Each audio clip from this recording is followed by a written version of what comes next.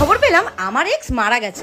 তো আজকে আমি সেখানেই যাব, তার শেষ যাত্রায় শ্মশানে। তাই আমি আজকে পুরোপুরি আমার এক্স এর মনের মতন করেই সেজেছি। ভাবলাম স্মৃতি হিসাবে এক্স এর শ্মশান যাত্রার ব্লগটা তোমাদের সাথে শেয়ার করাই যাক। তো চলো দেখতে থাক। সকাল সকাল ঘুম থেকে উঠেই দেখি এক্স এর বন্ধু ফোন করেছে, বললো নাকি সে নাকি মারা গেছে। আমি তো প্রথমে ভেবেছিলাম যাবোই না, চিটিং বাসটা যা চিটিংবাজি করে গেছে আমার সাথে।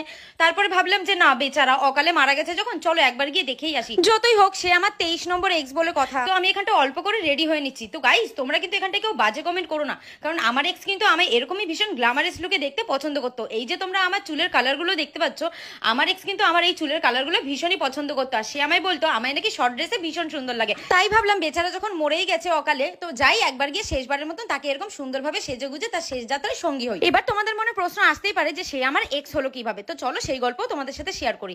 একদিন ঝড় বৃষ্টির রাতে আমি তাকে অনেকবার করে ফোন করছিলাম, মানে ফোন করেই যাচ্ছিলাম, কিন্তু সে কিছুতেই আমার ফোন ধরছিল না।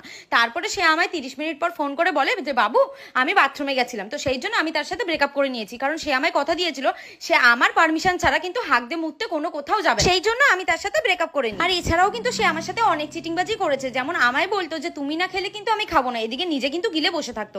যাই হোক, ছেলে যেমন তেমনই থাকুক না কেন, কিন্তু ছেলে কিন্তু ভীষণ ট্যালেন্টেড ছিল। মানে আমার এক্স প্রফেশনে হচ্ছে চোর ছিল, মানে আগে চুরি করতো, কিন্তু আমি ওর জীবনে যাওয়ার পরে আমি ওকে অনেক বোঝালাম। তারপরে সে সেই চুরির টাকা দিয়ে হচ্ছে হাই রোডে একটা চায়ের দোকান খোলে। তো সেই চায়ের দোকানে আমরা প্রায় দিন আড্ডা মারতাম। আমি তাকে একজন চোরের থেকে মানুষ বানালাম, বিজনেসম্যান বানালাম।